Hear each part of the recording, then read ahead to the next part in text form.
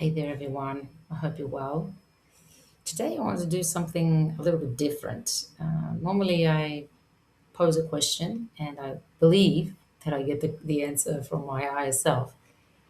Today, I wanted to try to channel somebody else.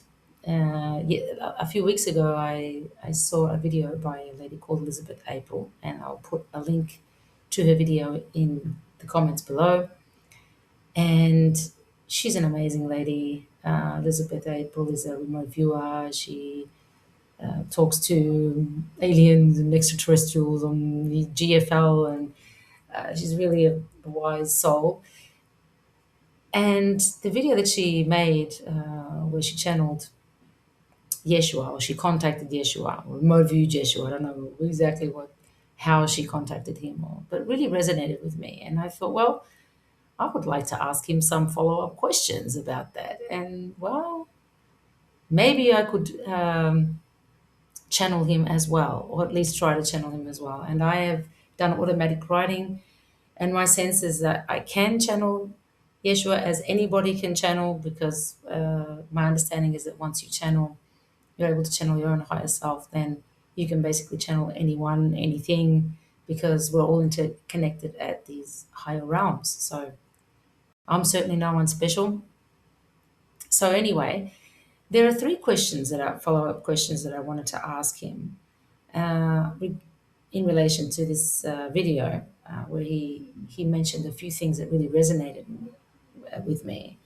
The first one being, he talks, or he says that I am you and you are me, and I wanted to ask him what he meant with that. Okay, that's my first question. My second question was, he also talks about the God spark, and he talks about the fact that in this period of ascension that every one of us needs to look for their God spark. So I wanted to ask him, okay, so what exactly do you mean by that, and how do we go about doing that? And the third one is, he also talks about self-love, and he says that one of the most difficult things to do on this plane is to love yourself, right? And so I want to ask him, why is that so important, and how we can go about doing that. So those are my three follow-up questions. And so I'll do it one by one, okay, and see what comes through. So let's start with the first one. The first one was about his comment where he said, I am you and you are me. And what he actually means about that, and what further information he can offer about that comment. So give me a few seconds. Let's see what comes through. My child, we are all one. That's what I mean by you are me and I am you. I am you, you are me. We are all one. That means that there is no separation. We are all part of the same whole, and we are all fragments of that whole, which means that there is no fragment which is superior to another, no fragment inferior to another. We are all parts of that whole. And so there's nothing to fear from one particular part, and nothing to revere of that part, because we're all essentially the same. However, we are all on different parts of a journey on our way back to that whole, to source. And so some are a little bit further along than others, but that does not mean by any stretch that anyone is superior or inferior to another.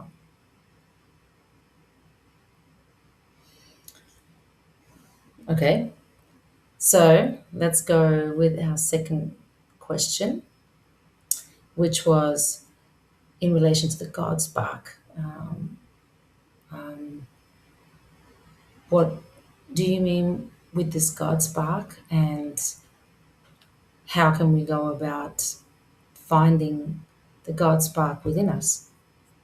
So just give me a few seconds. My child, the God spark is your divine essence. It is the divine element within you. It is in everyone. It's not something that needs to be feared. It's something that needs to be discovered.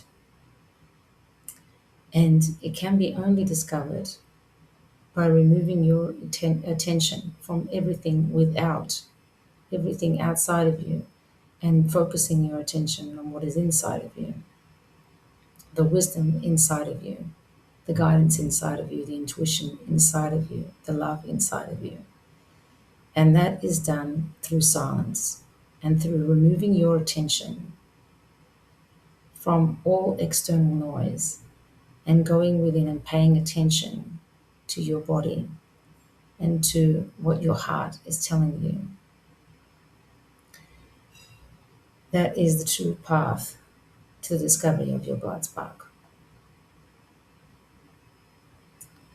Okay, let's go with the third question, which was self love. Why is this so important?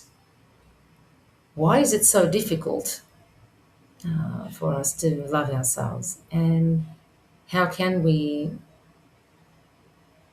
learn to love ourselves more easily, I would say? Love of self is love of the divine within you. Love the divine that is you, love that is of the essence that is you. And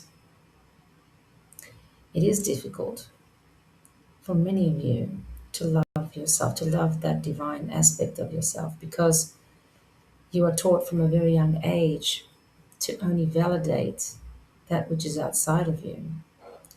And you were also taught that to be validated, you need something or someone external to you to do that validation for you. Instead of coming from a place where you are already validated, you are already worthy. That which is external to you can be an experience, can be something to interact with and co create with, but it can never be a measure of your worth. And yet you take it as such. That's why it's so difficult, because of this patterning. But you who have come so far, you who have realized your worth is intrinsic, can now begin to peel away those layers and come from a place where you can begin to appreciate, truly appreciate the divine element within you and love that element as the essence of who you are. It is the most important relationship you will ever have. And it is that relationship that is your true source of security, your true source of well being, and your true source of abundance. So treasure it and dedicate your time to really caring for it. By caring for it, you care for yourself. Well, that's what came through. I I really do resonate with a lot of what came through Elizabeth April's channeling, and what just came through me. And I read a book a few years ago called The Life and Teachings of the Masters of the Far East, and it's an amazing book. It's actually about 5 volumes. So it's very long, but it's about some scientists that went to study some monks in a really far off place, somewhere in Tibet or in the Himalayas.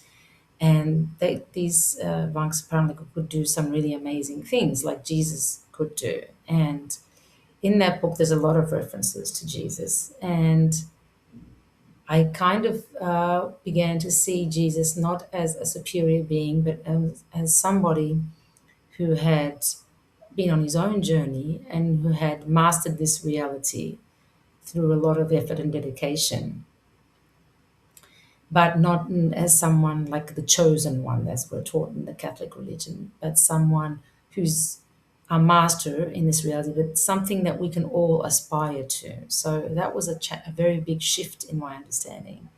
And the more I contact or sense Jesus, the more I get that feeling. And